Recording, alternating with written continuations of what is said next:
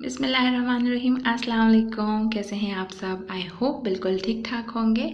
और आज मैंने बनाए हैं बहुत ही मज़ेदार किस्म के चपली कबाब।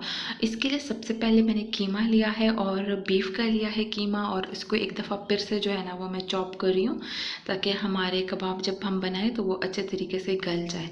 तो इसको अच्छे तरीके से चॉप कर लेना है। फिर मैंने प्याज ली थी और साथ में हरी मिर्च, धनिया, पुदीना और थोड़े से मैंने लहसुन के जवे भी लिए थे, और वो इसमें डाल के आपने चॉप कर लेना है। फिर मैंने कबाब मसाला लिया, चपली कबाब मसाला, नमक और ब्लैक पेपर लिए, वो भी डाल के अच्छा सा इसको एक मिक्स दे दिया। एंड देन मैंने इसमें डाला है 2 टेबलस्पून मकई का आटा। मकई के आटे से क्रिस्पी बनते हैं आपके कबाब और टूटते बिल्कुल भी नहीं हैं।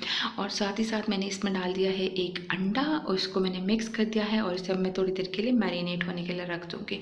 उसके बाद आप कबाब बनाएं, फ्राई करें और उसको सर्व करें आप चिलीज़ के साथ और अनियंस के साथ, और साथ में योगर्ट की चटनी के साथ। और आप मुझे ज़रूर बताइएगा आपको मेरी रेसिपी कैसी लगी।